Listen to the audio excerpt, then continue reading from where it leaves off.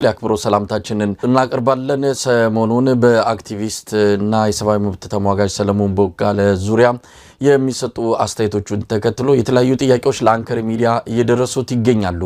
በተለይም ደግሞ ከፋኖ ትግል ጋር በተያያዘ አሜሪካ አቋም ወስዳለች፣ ፋኖንም በሶስተኛ ደረጃ ሽብርተኝነት ፈርጃለች በሚል በሰፊው የሚናፈሰውን ከህግ ባለሙያ ጋር በማያያዝ በትላንትናው ዕለት አንድ ዝግጅት ማቅረባችን ይታወሳል።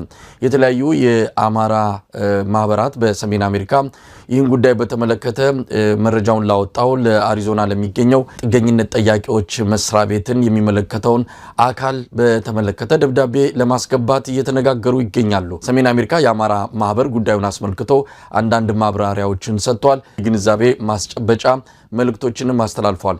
ጉዳዩን በተመለከተ የሰሜን አሜሪካ የአማራ ማህበር የአድቮኬሲ ክፍል ኃላፊ ሆነ ማንደፍሮን እንግዳ በማድረግ ጋብዣዋለሁ።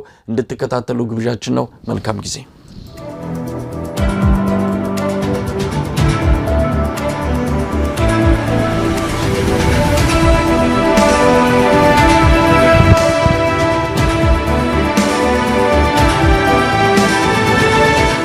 ጤና ይስጥልን ሆነ ተሰላም መሳይ እንዴት አደርክ? በጠዋቱ ተገናኘን። ምናልባት ጉዳዩ የብዙዎችን ትኩረት የሳበ ስለሆነ በዛ ላይ እናንተም ያወጣችሁት አንዳንድ ማብራሪያዎች አሉ።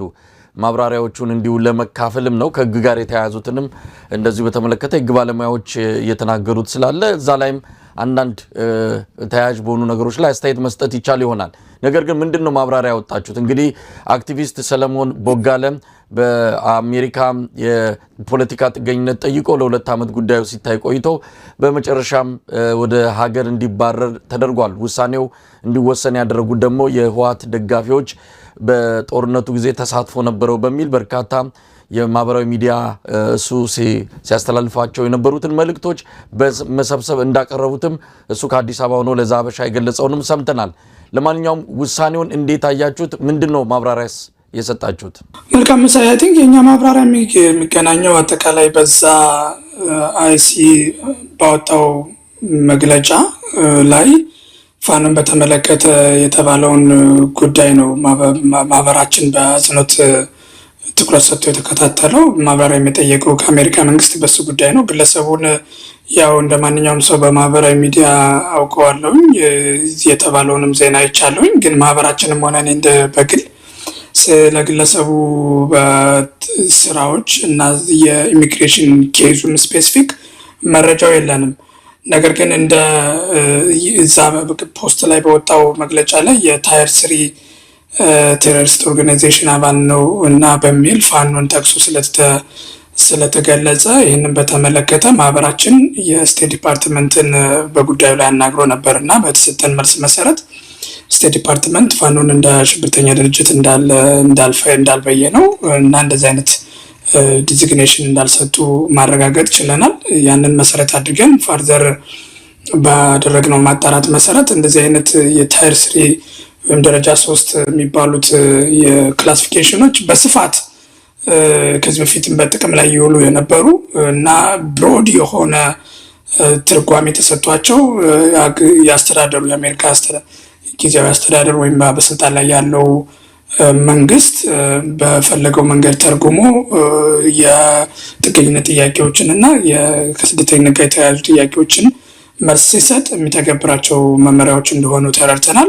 ስለዚህ በአጠቃላይ መጀመሪያ ያንን ፖስት ከወጣ በኋላ የነበረው ፋኖ እንደ አሸባሪ ተፈርጇል የሚለው የአገዛዙ የሚስ ኢንፎርሜሽን ስህተት እንደሆነ እና ታየር 3 ዲዚግኔሽኖች በብሮድ የሆኑ በፍርድ ቤትም አከራካሪ የሆኑ በታሪክም ከዚህ በፊት በተለይ ከአሜሪካ ሽብር ጥቃት ከደረሰባት በኋላ ከ9/11 በኋላ በስፋት ሀገር ውስጥ ሽብርተኞች እንዳይመጡ በሚል በስፋት እንደዚህ አይነት ክላሲፊኬሽን እንደሰጡና በዚህም ሂደት የነሱ አጋር የሆኑ እንደ ኩርዲሽ ሚሊሻዎች በኢቨን ኢራቅ ውስጥ ከአሜሪካ ጋር ወግነው የተዋጉ ሰዎች ሳይቀር በተለያዩ ሀገራት ያሉ ተቃዋሚ ፓርቲዎች ጨምሮ እንደዚህ አይነት ክላሲፊኬሽን ውስጥ የነበሩበት አግባብ እንደነበረ እና በጊዜ ሂደት የሰብአዊ መብት ድርጅቶች ይህንን በተመለከተ በስፋት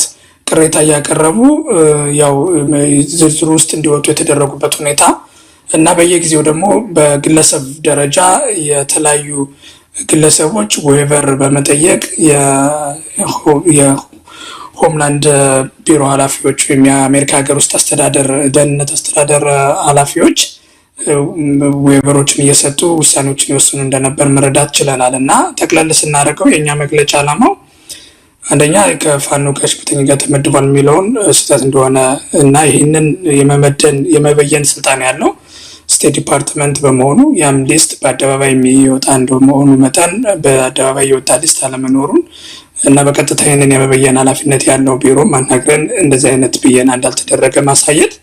ሁለተኛ ደግሞ ከዚህ ጋር ተያይዞ ይሄ ነገር በስፋት የሚፈጠርና ኮመን የሆነ ነገር እንደሆነ እንጂ አዲስ አንፕሬሲደንትድ ወይም ትልቅ ዜና ወይም አዲስ ነገር እንዳልሆነ ህብረተሰባችን እንዲረዳ።